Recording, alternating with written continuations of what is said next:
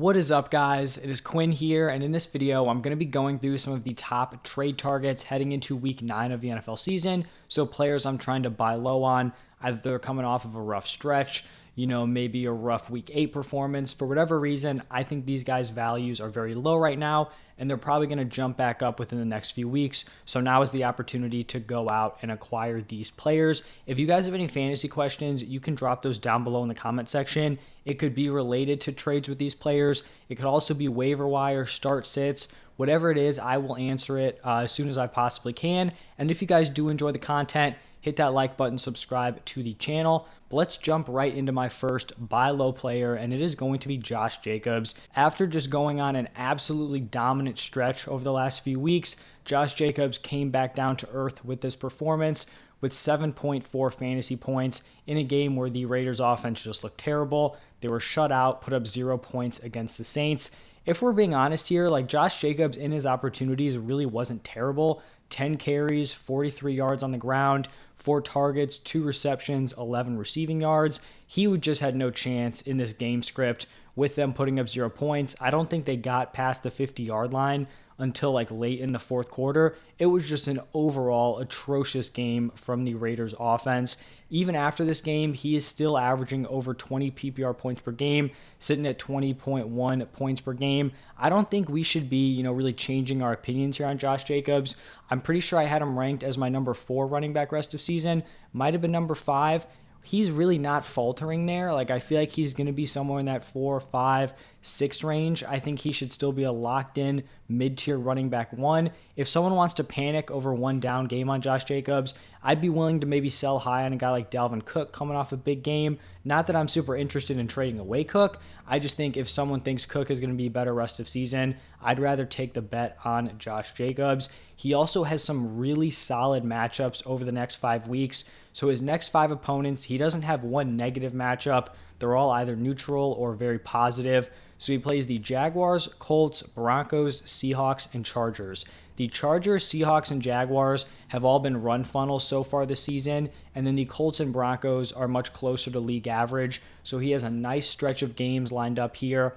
I just think this was a weird overall performance for the Raiders. I'm not going to overreact and think, they're falling apart. They're just going to be terrible rest of season. I think Josh Jacobs will bounce back. He is clearly still the workhorse in this offense, and I still think he's a locked-in top 6 running back rest of season. So if someone's going to panic on him, I'd go after him. And even panicking, I mean valuing him as an outside the top 8 running backs. If someone thinks he's just a back-end running back 1, I would still be willing to go out and trade for him. Now we're actually going to be sticking on the same team in that same game where we have Davante Adams, and he had an even worse performance than Josh Jacobs. He was targeted 5 times and turned that into 1 reception for 3 receiving yards, and then he had 1 carry for -1 rushing yards.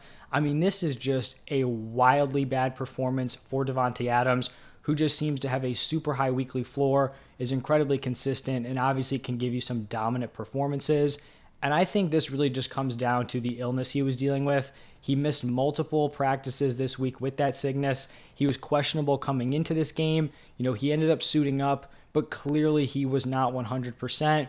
I mean, just based on the stat line, right? A healthy Davante Adams is not going to finish a game with 3 receiving yards and -1 rushing yards. I'm not faltering at all with Davante Adams. I still think he's a locked-in mid-tier wide receiver 1, somewhere in that wide receiver 5, 6 range. If you're sitting here with a guy like DeAndre Hopkins on your roster, I'd be willing to trade D-Hop straight up for Davante Adams, even though D-Hop has been dominant through 2 weeks, right? Is he going to be able to continue to do that when Marquise Brown comes back? I'm very confident that Davante Adams is going to be a locked-in, top 10 definitely, but also has mid to high-end wide receiver 1 upside rest of season. I think at this point, with that game A.J. Brown just came off of, you may be able to get, Adams plus for A.J. Brown. Not that you're going to get a huge piece on top, but maybe you do A.J. Brown for Davante Adams, and then you're also getting a minor positional advantage. I'd be playing around with those offers for some of those top wide receivers. It's not super common where you see an offense with these stud weapons just have such a brutal overall game. So when it does happen, I think it is important to capitalize on it. Now, the next player, we're getting away from the Raiders offense, and we're going to be going over to the Dolphins. And really, there's only like one buy low player here because everyone on that offense just went crazy except for Raheem Mostert. He finished with 7.7 PPR points, but once again, he continues to dominate the opportunities. 65% snap share, 50% raw participation. He had 70% of the running back or fullback carries. This has held constant, basically over like the last 5 weeks. This is Raheem Mostert's backfield. He is the clear-cut running back one moving forward, and this Dolphins offense with Tua has proven that they are a very, very strong unit. Over that last 5-game stretch that I've been talking about, when Raheem Mostert has been operating as the number one, he's averaging 15.4 carries per game, 2.8 targets per game. That is the volume on a solid offense that is going to give you locked-in mid-tier running back 2 production.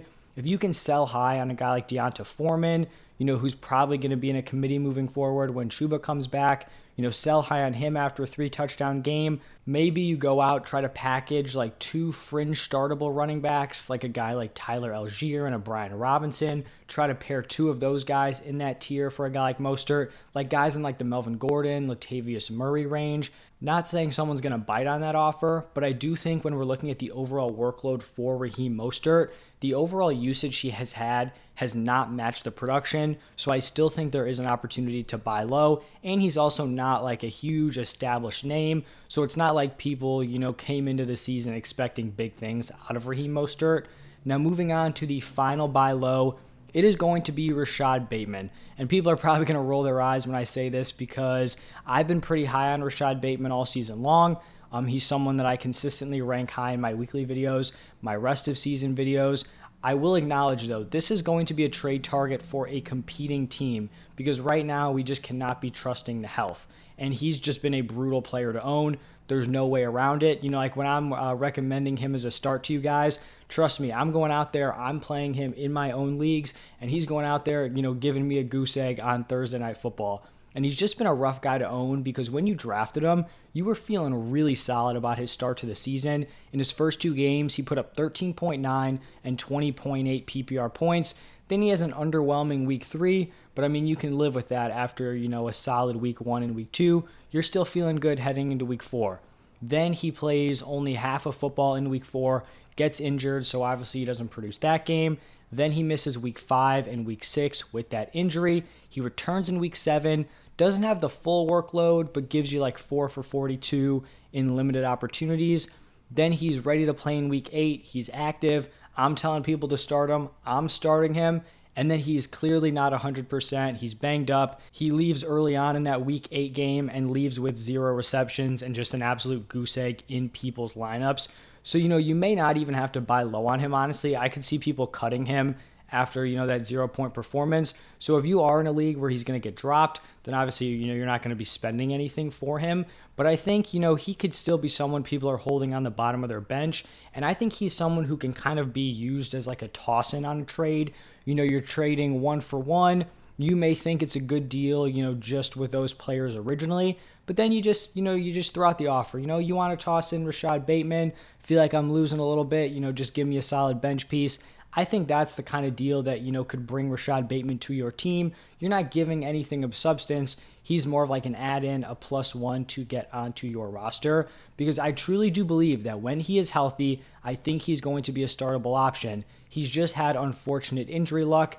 It happens. You'll have those players where they just can't ever get healthy, and you're just not seeing them really live up to their potential. So that's why I think he's a solid option for a playoff team. Because if you're sitting at 500, your record's not great, you're making that push, Rashod Bateman's not going to be doing anything for you sitting on your bench, playing limited, being a banged up asset on your team. So that's why I'm saying this is for a contending roster. If you're a contending team and you can get them, just let them ride your bench. I think when you hit the playoffs, you have injuries happen around him, all of this stuff. I do think he can be a starting option in the fantasy football playoffs and can be a solid depth piece whose price tag is probably going to be really, really low right now. So that's why I'm going after Rashod Bateman. Those are going to be my 4 buy low targets. To run through them again, Josh Jacobs and Davante Adams, both coming off of rough games with the Raiders. Then Raheem Mostert at the running back position, and then Rashod Bateman at wide receiver for a contender.